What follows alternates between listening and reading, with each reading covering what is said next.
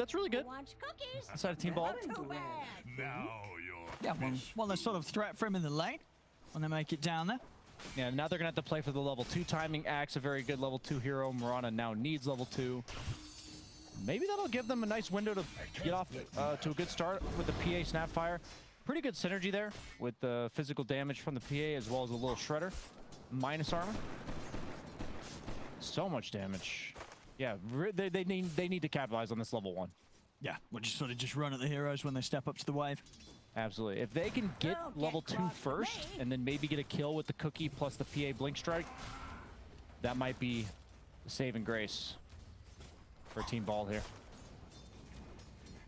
Let's see how well the two of them can do it. Meanwhile, up on the other side of the map, where we're seeing this top lane, as sort of said by the panel, would you agree this is not easy territory for Rajjix' Tide in the laning stage? I don't think this is as much the laning stage as it is the game. So I think he can actually get a decent start because he has a 4-position Lina. The Gush plus the Light Strike Array and the right clicks coming out from 5 up. Jug has to be careful. As you see, the Lina is quite potent. Getting some nice harass off on Crystallis here. So annoying to deal with. I do not miss being a carry against the 4-position Lina. Sure. That was like a year ago or so. Yeah, it just never feels good. Yeah, he's owning. I think they'll probably win top, to be honest with you. Team Bald. Well, this Lina factor just makes the lane so much better for Rajjix. Yeah, you pretty much have to have kill threat on the Lina, and so the carry often has to be either like a PA or a Ricky gap closer, and Jug just doesn't do that. So even though it is a last pick support, overall 10th pick, don't see that too often. I think it will have a lot of impact compared to what a support usually will have. All in on the lanes though. Looks like mid lane was starting out in favor of Puck, but that's tends to be how this matchup goes. DK initially can't really play that aggressively because he doesn't have enough sustain and armor yet. But as you see there, he was already starting to walk at Xcalibur as Crystallis is getting the treatment. This is a 1v2, 5 up his own. Yeah, 5 Sheever up. says, "Look away, Ice Frog." As please don't nerf my 4 Lina. I'm doing an excellent job of completely zoning the two of them. Yeah, 10 for 9 on Rajjix, 5 and 0 on Crystallis. All down indeed to these aggressive moves from 5 up. Yeah, skipping the point in the Kraken shell for now. That's when you know they are being incredibly aggressive here. Yeah, he's not under any sort of threat. And he's ready to turn if they do end up getting anywhere close whilst getting caught by the Light Strike Array from 5 up. It's going to yoink at the bounty rune. I feel like what I've been watching is the mid laners tend to get more of the opponent's bounty than their own. You know, one guy tries to do the aggressive steal, and then the other guy tends to reciprocate. But it looks like Xcalibur, by TPing back mid, that does cost him 100 gold. Unless he plans to die. That's true. He's going to opt to miss these 2 CS in order to get the other bounty. Is that worth it? Because now DK is suddenly up by 8 CS, and it doesn't get any better. So yes, it's nice for the economy of the team. Maybe you get that extra regen from the bottle, but he's also using his orb to get from rune to rune. So the mana's kind of canceling itself out there. See bottom lane, Pablo. They will manage to find him. First blood finally falls here at 4 minutes in. Now, they feel confident to go aggressive on Rajjix just because they forced the Lina to TP out. But Tide still out leveling the Jug pretty significantly. 24 and 13 to the 10 and 0. Yeah, this top lane is 13 denies. That's crazy. That's just the 1v2 bullying set up by 5 up here. Yeah, 5 up's back on his way over. Meanwhile, down on the bottom half of the map, even farm. You know, Gorg is able to hit the creeps quite happily down here. There's a little low hit. But he's going to be fine. He's looking for the Orb of Corrosion, so he's opting for the aggressive route rather than the sustain route. The Battle Hunger is going to add up, though. Oh, nicely timed stun. Thanks. Crystallis, just so much pressure from this Lina. Yeah, he even brought himself a new salve. Lina did not have that last time I checked, so he was prepared to all-out brawl. I don't know how I feel about that mid-fortification by the DK to deny those CS, because now he has his level 6 and the catapult wave coming, but he does not have fort. So Xcalibur should be able to reliably push that out. A little bit you're like trying to make a cheeky play to deny the range creep CS as well as one of the melee creeps, but now you don't have it when you need it. Gorgc. The call into the arrow. Pablo. Nice cookie. Want to get in there, disrupt any follow-up. Gorgc getting low, but still with tangos to play with. Lane is going to get pretty tough in terms of finding opportunities to kill Tobi in a second as the Vanguard rush. Very close. And he's already got it. The Vit booster being made 100 gold cheaper. It's noticeable. That's 2 or 3 CS, which usually means an extra 30 seconds earlier. Middle tower is under and attack. that is a sub 6-minute Vanguard that's going to be completed for him. And PA does jack all against that. You just do not have high instances of damage this early on in the game. I believe it also blocks the little shredder. I assume that's coded like a normal attack. Sure, right. Yeah. Yeah, they literally do 0 damage. It's like they're doing damage, quote unquote. I mean, but Gorgc's got to go back to lane. Yeah. Well, they can take him down a little bit, but it's just never gonna feel good now hitting this axe. Yeah, he missed 2 CS for that too, so he did. That wasn't exactly like free harass for Gorgc there. They're trying. I don't know about this though. The arrow. Look at that turn, and Gorgc taking a lot of damage here. The Battle Hunger's going to take him down. MiLAN's going in for the kill, and they've got it. Pablo as well in trouble as MiLAN. He's diving on. He's got stick charges, MiLAN, as he could go in again with another leap. They're going to take down the 2 of them. I mean, they do best not to touch this axe at the moment, Brian, as it's causing them problems. Yeah, it's honestly the lane, since top is going so well, they just have to not feed down here. Look at the network disparity between the Jug and the Tide. It's 1,000. Just cut your losses bottom. Sadly, it might be a little bit too late because now Axe is level 6. The lane shoved into tower. You don't feel comfortable TPing back there as Gorgc. So he's actually elected to come top. Crystallis electing to TP out. This is honestly okay, but now you're kind of griefing your Tide. I don't think Gorgc had a better option, so it's kind of fine for them to just buddy it up here. True. It's like, where else does he go, right? It's either for this lane or the jungle. You're not going to jungle as a PA. You're not a hero that can do that. Leave Pablo to his own devices, top or bottom. He's actually doing a pretty good job here, buying some time. Lowering Tobi's armor. Yeah, Tobi's getting a little low. TP 5 up. He's going to get the light strike off. Extra TP's coming in, but 5 up's gone. Extra TP's coming in. They've got the 3 of them down here. I don't like this. I don't like this by Team Ball. Just cut your losses and get the tower top. They just walk away.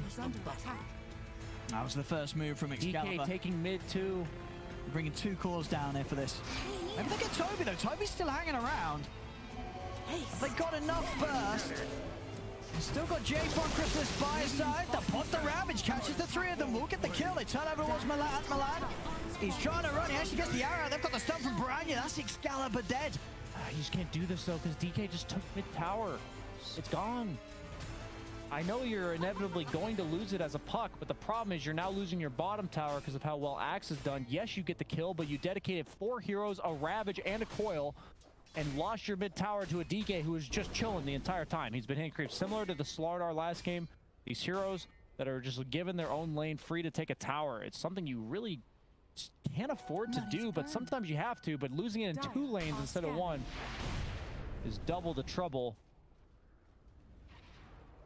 BoraNija also able to step up, grab the bounty. And yeah, what you would have just liked to see them just sack that bottom tower completely, as just the value of holding your tier 1 is that much more than the bottom. You just have to cut your losses because by defending that tower, they remove the puck from mid lane, whose responsibility was to defend the mid tower. So you just lose an extra tower, unless it works, right? But it's just a high risk, low reward scenario because both ways you're losing 1 tower. But if you die bottom, you're also going to lose a 2nd tower in exchange for potentially getting a kill. Axe doesn't really care about that death, to be honest. Like, the fact that his team has so much space from it, and then he's just going to come back and do the exact same thing over and over again. He's actually electing to jungle on the Axe and give Jug the bottom lane. I'd like to see them make a move real quick to take that bottom tower. That is super low. Yeah, it should just die pretty quick. I mean, maybe so their logic is hey, if we leave it up once more, we're going to get someone, some other poor soul TPing down here to try and defend it. The debate play, yeah. They've left it up. Pablo's coming. Glimpse not quite going to be able to get the reach. So letting Pablo live for now. And maybe sort of like just more time where one of the members of Team Bolt's kept down it. Pablo is going to be able to get the tower deny out of this though. So nicely found. And now DK's rotated bottom. They do have the smoke. No ultimate on Disruptor, but they do have the blink on DK. I don't know how they exactly get a kill, because DK with a blink isn't exactly an abundance of damage. And they're split up as well now, so they're not actually behind BoraNija. What is the idea here? Gorgc might get himself caught in the mid lane, might be giving them a kill on a silver platter. No, he's going to continue walking top. This is a lot of time. Yeah, this is time wasted. Tobi working on a blink of his own. Got the chip vest on Axe. That's the dream. Nice. Axe and Centaur, the best chip vest carriers, maybe other than Spectre. BoraNija, he's eyeing up some potential top. Rajjix has got Ravage. He's gonna go for Xcalibur. They do have the ultimate. They do. J4's got the 6. Static Storm's down. It's an easy kill onto Xcalibur. I guess they kind of realized that they really did need the Disruptor 6 to make any of that work, so they made a move across the map, did it completely, or did it very patiently, and waited for the Disruptor to soak a little bit of XP from mid. It's better to realize you messed up a bit and take the inefficiency than to like commit with a level 5 Disruptor in a gang. So I like that patience coming out from Ghost Frogs. Now the map's going to be very scary now with that blink done on Tobi. Both. There's just nothing Xcalibur can itemize other than a Lincoln's to deal with that, and you're not getting a Lincoln's on Puck anytime soon. So the problem is, as Puck, you're supposed to be able to play the map. You're supposed to be able to push out lanes and hunt for kills, but you have to make space for this PA, and you have a 1-2 punch that kills you. On I think Disruptor ulti is like a 90-second cooldown. It's pretty low, all things considered, for an ultimate that's going to bring you down. Crystallis gonna walk at Pablo here, and he's gonna get out. Oh no, the blink axe coming. They've got him through. Pablo, he'll slowly but surely die. Crystallis, he'll want to take the kill here. Hey, not gonna get it. Tobi says no, takes it for himself. Meanwhile, over on the mid, another jump's made as BoraNija closes the gap onto 5 up. 2 more kills now for Ghost Frogs, up 8-2, 2K lead. They just have a bunch of squishies. Even PA at this point in the game is a squishy. Heroes that are very fragile. Once blinked on, they will most likely die. You have 4 of them. And now they have 2 blink daggers on strength cores, and also the Disruptor glimpse to bring them back in case they ever do escape. Radiant's bottom tower is spell under some attack. trouble here. Rajjix, probably not the ideal target. The one hero that is not the squishy. No. That is not who they wanted to find. Looking for most likely Gorgc farming his own triangle, but he was top there. But you see the difference here is that Jug really has no threat. So he can just do whatever he wants bottom. Even though he had a rough start and he's still the bottom of the cores, I expect that to change sometime in the next 5 to 10 minutes as he does get a lot of space to work with. Lots of hats coming out from MiLAN there. He's got his cosmetic game on point. They're trying to go for the smoke move, but BoraNija puts a stop to it. Dispels it. And he's out with the blink. Do they have a... What's Puck's item here? Going for the boss rush, I believe. Oh, he does have it. Yeah, if you can't really itemize to survive, the best way to deal with it is to just evade. And bots will do that, so I don't mind that pickup from Xcalibur. You don't even mind dying a couple times because the bots is like a pseudo Midas. You're saving money on TPs. And you're accelerating your own game. So he is going to take the dangerous farm bottom on Xcalibur. He's got the Fairy's Trinket, which allows his orb to one-shot the range creep. That feels pretty good. And all in all, you know, with sort of the move and the way that bottom lane did go, Gorgc, he's catching up on farm. You know, he's playing in areas that they haven't yet been able to punish him in. I'm just scared for his scaling because you're never going to be bringing down a DK. And then you're also just against Axe. So unless you go on Axe, you're going to get called. And then you're going to be forced to attack a 50 armor Axe. Which, it's just a hard matchup for... That's all. Jug, on the other hand, when he pushes spin, assuming that he's got the Axe behind him to save him from the PA, he's pretty much invulnerable. Which makes him feel much more comfortable during the fights, as well as just the way he maneuvers himself around the map. But if they manage to get an Aegis, I would say, Yeah. that could spell that would enable the aggression for Gorgc in fights, because the counter initiation of the Axe, yeah, you might bring down the Aegis, but utilizing the ultimates of the Puck and the Tide and the Snapfire, they could capitalize on that.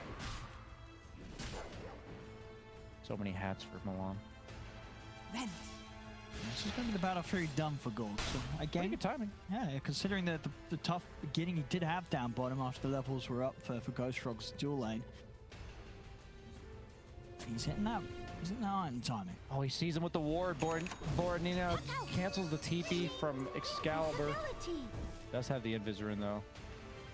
But now he doesn't have a TP, so he's stuck down here for another 30 seconds. They know this too. J4's hunting. He wants to see if he can he's find even him, got the Sentry, yeah. Meanwhile, mid lane, Gorgc is going to be pushing a little bit, using the minus armor from the Shredder, but they have to back off. They know this is going to force a reaction. They're scared.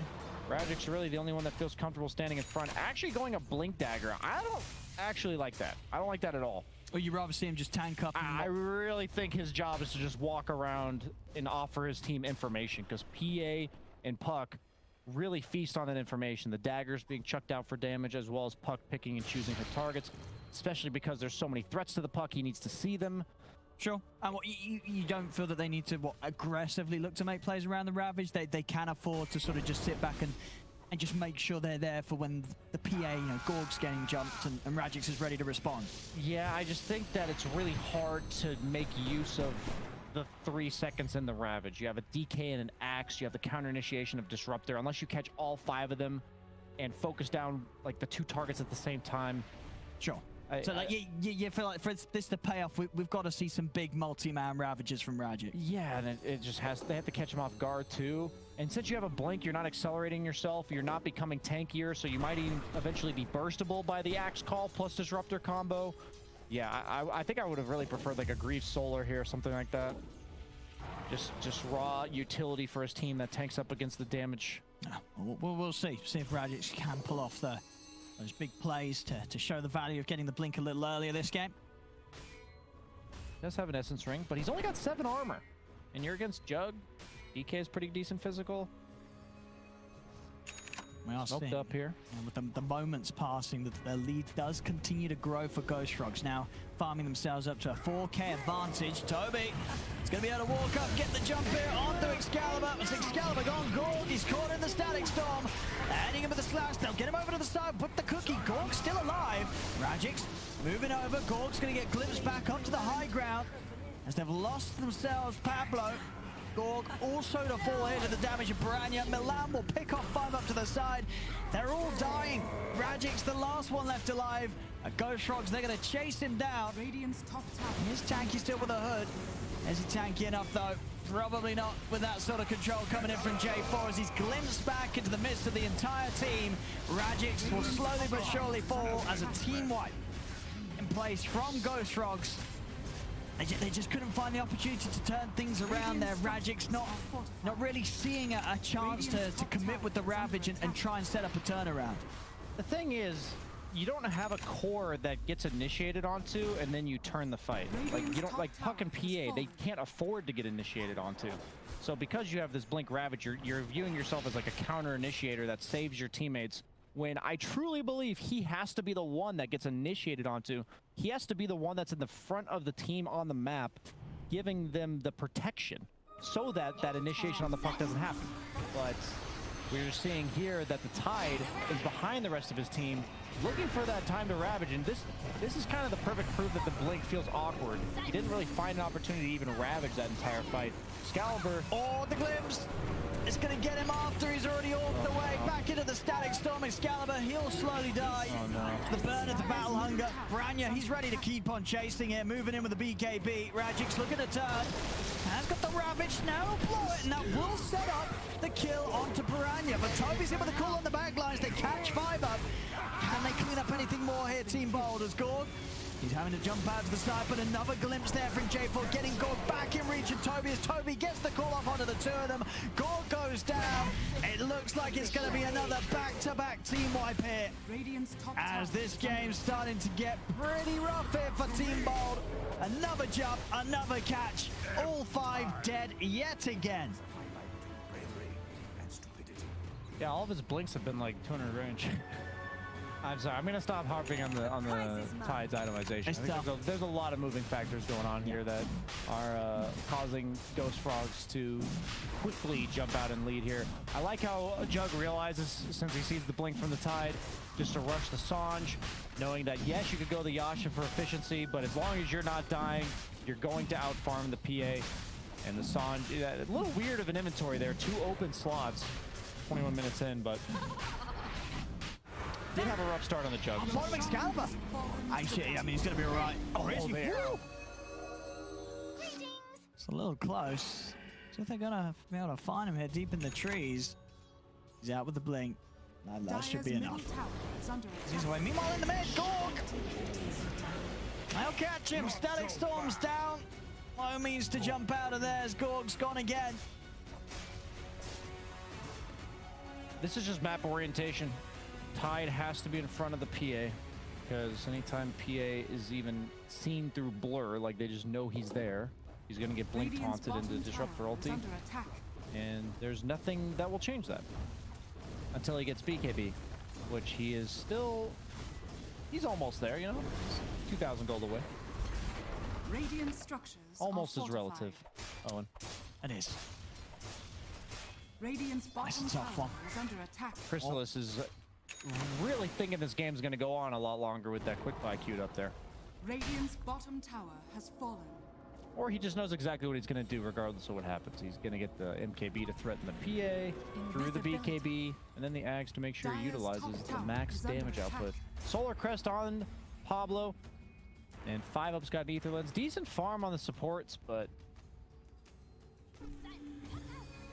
they're just so tanky on Ghost Frogs.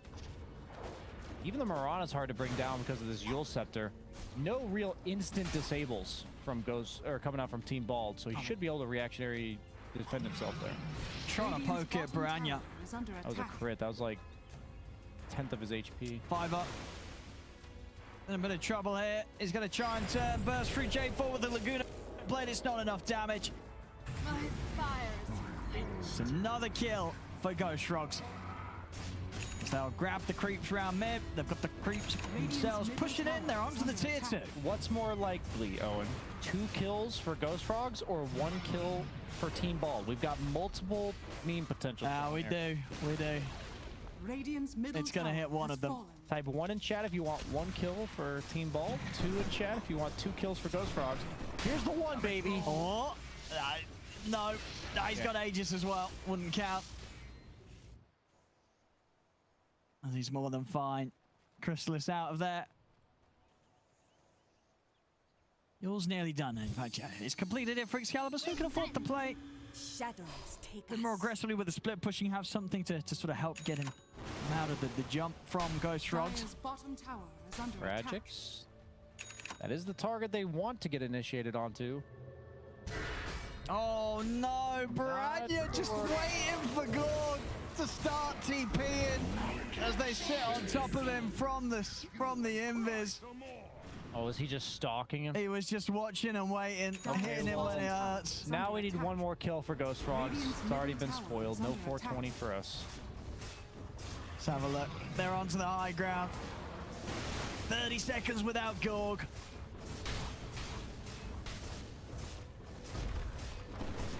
Game 4 in MiLAN, we're looking at you. No feeds here. Crystallis. He's looking to try and step in. Wow, preemptive Yule's cast. Immediately into the Static Storm. There we go. They were there, ready for that one.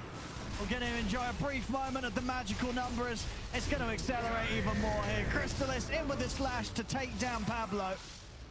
No buyback, but no buyback available for Xcalibur. The puck dead and gone for 30 seconds. They did it in style, too. He had the Yules preemptively cast onto Xcalibur, so the second the puck blinked in, he got instantly Yules into the arrow disruptor combo. I've got the call into the arrow. Rajjix Radiant's middle Meanwhile, the barracks Rax has is fallen. going down here. Radiant's middle barracks Still with that has Aegis fallen. intact here on Crystallis. As they'll take it without Team Bold being able to do anything to push them back.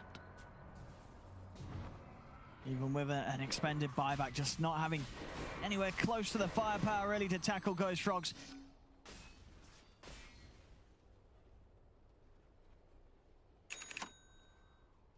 Yeah, I don't know how they come back from this. What is Dota Plus say here? Probably the 90s. Run into us. Oh, it is 100% for Dire. 100%. No faith. That's a tough one. You see all three cores of Ghost Frogs in the 13k net worth department. Meanwhile on Team Bold, 10k for Xcalibur and Gorgc. 8k here for Rajjix. Very far behind in comparison. As Ghost Frogs, they're just stepping up, taking another set of racks. There's no defense to be had here by Team Bold. They're just going to let this second racks go. Yeah, I was going to try to Doctor Strange this game. What's the one out Radiant's bottom for Team Ball here? But Dota Plus is telling me there is Dire's no middle tower is outcome. under attack. No timeline where they take the victory. Sapphire is Dire's middle respawning. tower has fallen. One last Hail Mary. Radiant's middle tower is Let's see under if they attack. can do anything. See if they can get a kill at least. Is under attack. Something. BoraNija just focusing on closing up the game. The BKB is done. Gorgc's got the BKB. The timing is online. Can they kill? Yes. No. They're away. They're away, Ghost Frogs. Not gonna let it happen. Not gonna let themselves lose any lives here. They'll smoke up on a couple of them, Team Bold.